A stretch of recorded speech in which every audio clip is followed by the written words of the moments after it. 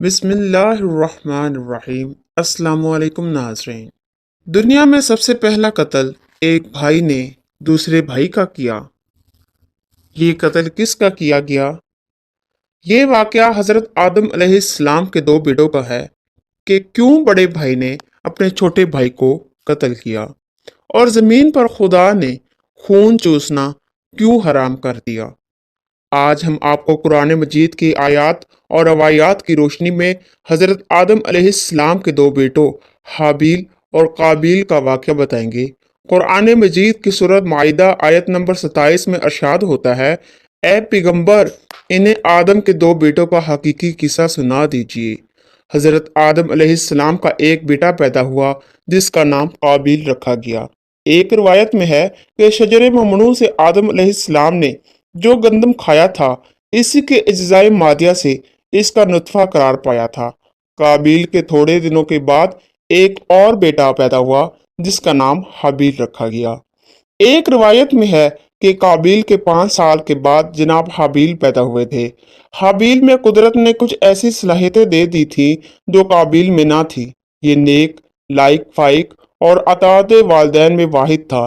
یہ متقی پرہیزگار اور عبادت گزار تھا۔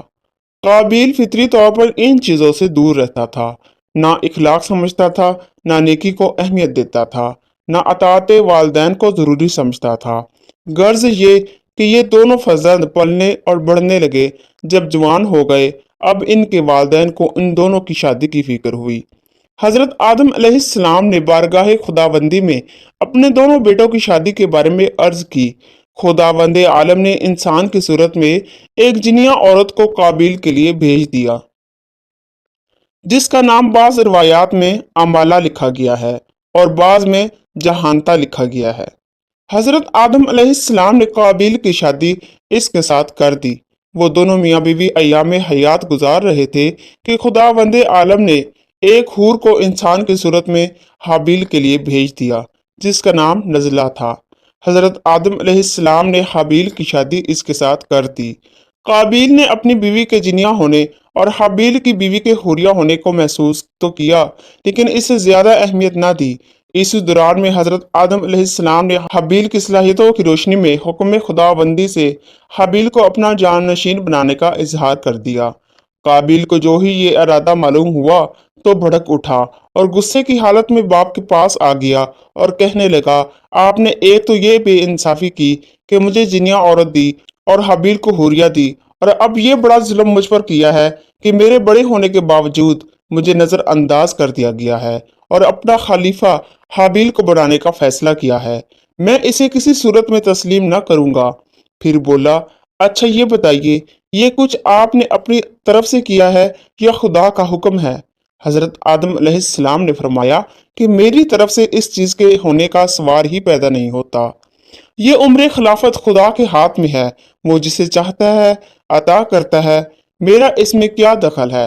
پھر خداوند عالم نے حضرت آدم علیہ السلام کی طرف وحی کی کہ میرا اس نبوت اور علم کا بندوبست کرو اور یہ چیزیں حابیل کے حوالے کر دو۔ چنانچہ انہوں نے حابیل کو جانشین بنا دیا۔ جب قابیل کو اس کی اطلاع ملی تو وہ آ کر کہنے لگا کہ میں زیادہ حقدار ہوں، آپ نے حابیل کو جو مجھ سے چھوٹا ہے خلیفہ کیوں بنا دیا؟ حضرت آدم علیہ السلام نے فرمایا، اے فرزند میں اس عمر خلافت پر مجبور ہوں، یہ امر اللہ کے ہاتھ میں ہے، اس نے حابیل کو میرا خلیفہ بنا دیا ہے، میں نے اس کی تعمیل کر دی ہے، اس سے زیادہ اس امر میں میرا کوئی دخل نہیں ہے۔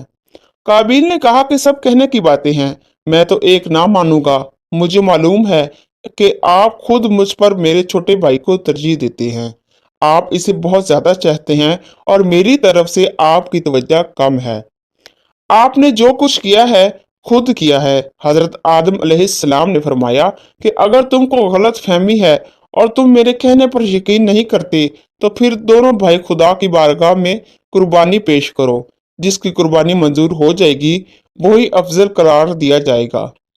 قابیل نے قربانی کی بات مان لی اور ایک دن دونوں نے ایک پہاڑی پر اپنی اپنی قربانیاں رکھ دی۔ قابیل زراعت کا کام کرتا تھا، اس نے ردی قسم کا گندم لا کر پہاڑ پر رکھا۔ حابیل نے دمبے وغیرہ پالے ہوئے تھے، انہوں نے بہترین قسم کا دمبا لا کر پہاڑ پر رکھا۔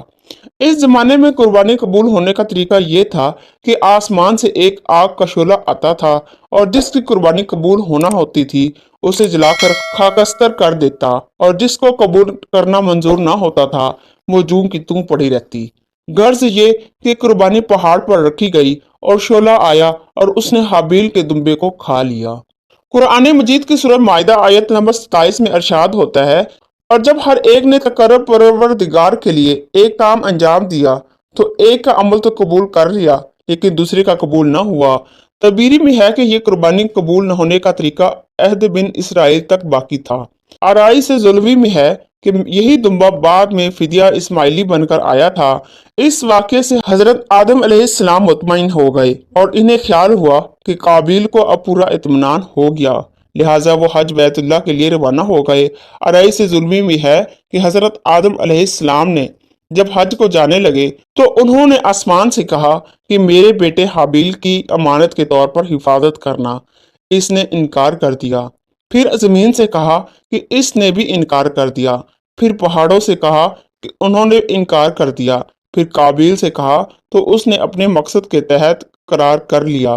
गर्ज ये कि हजरत आदम अलैहिस्सलाम के चले जाने के बाद शैतान काबिल के पास आया और कहने लगा कि ये तो बहुत बुरा हुआ कि हाबिल की कुर्बानी कबूल हो गई और तुम्हारी कुर्बानी कबूल ना हुई, तो हाबिल की औलाद तुम्हारी औलाद पर तफाकर करेगी और कहेगी कि हम हाबिल की नस्ल से हैं जिनकी कुर्बानी कबूल हुई थी, जो आदम अलैहिस्सलाम के खलीफा थे, और तुम उसकी नस्ल से हो जो हर तरह मरहूम रहा था। काबिल ने कहा यह तो बिल्कुल दुरुस्त है, लेकिन अब हम क्या करें? शैतान ने कहा कि इसकी एक ही सूरत है और वो ये कि तुम हाबिल को कत्ल कर डालो। जब वो कत्ल हो जाएंगे तो लामहला तुमको वो अपना खलीफा और जानशीन बनाएंगे, क्योंकि इनकी और तो कोई औलाद फिलहाल नहीं है।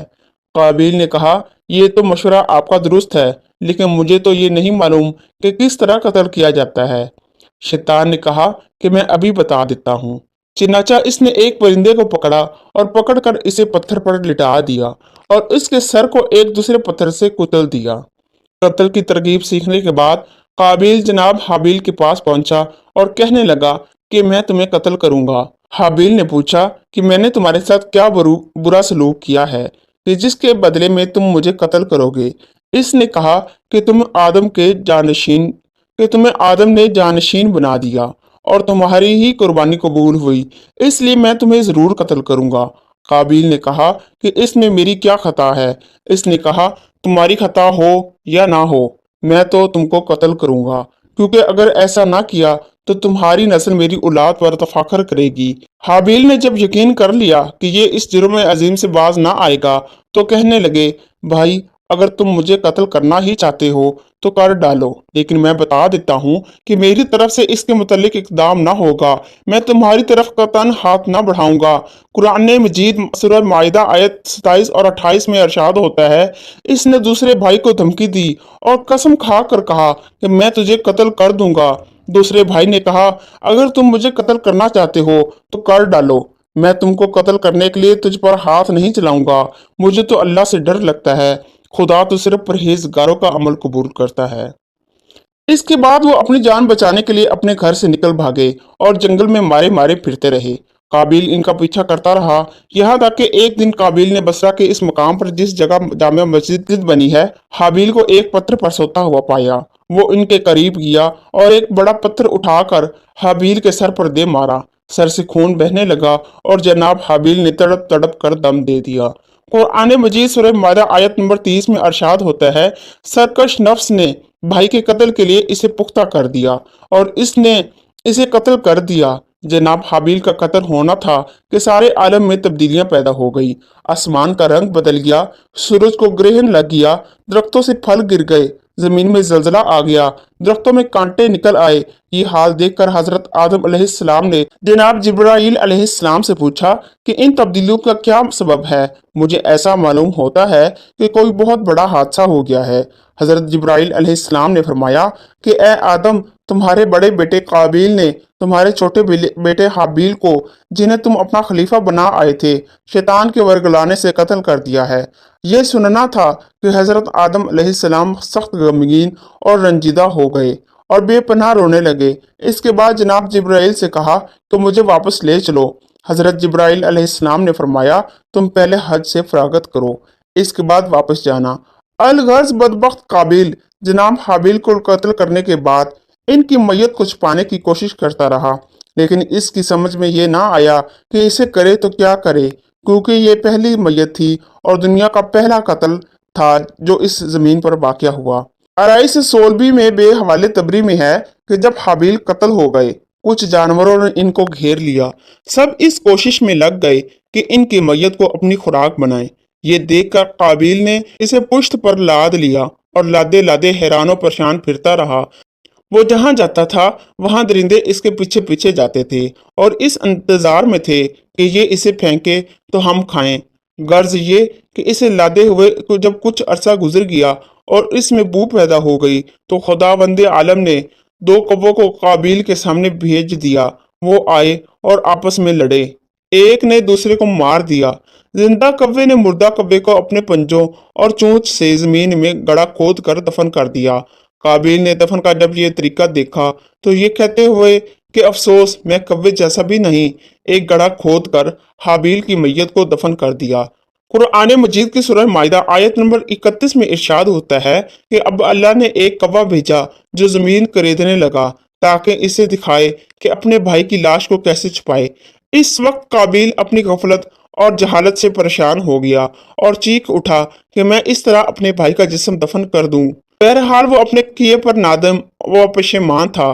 थोड़े अरसे के बाद जब हजरत आदम अलैहिस्सलाम हज से वापस आए और आकर काबिल से पूछा कि हाबिल कहाँ है, तो इसने जवाब दिया, आप इसको मेरे पास छोड़ कर गए थे, जो मुझसे पूछते हैं। हजरत आदम अलैहिस्सलाम ने फरमाया कि मुझे सब कुछ मालूम है, मैं तुझसे पूछता हूँ कि तूने ऐसा क्यों किया। जब काबिल ने हाबिल को कत्ल कर दिया तो इनका खून 7 दिन तक जमीन पर रहकर जमीन के अंदर जज्ब हो गया और जमीन ने इसे पानी की तरह पी लिया। खुदावंद आलम ने फरमाया कि तेरा भाई हाबिल कहाँ है। इसने कहा कि मुझे नहीं मालूम, मैं कोई इसका मुहाफिज था। अरशाद हुआ कि तेरे भाई का खून मुझे पुकार रहा है। काबिल ने कहा, अगर मैंने इसको कत्ल किया है तो उसका खून कहाँ है। इसके बाद से खुदावंदे आलम ने जमीन पर किसी का खून चूसना हराम कर दिया है। यही वजह है कि जमीन में खून जज़ब नहीं होता।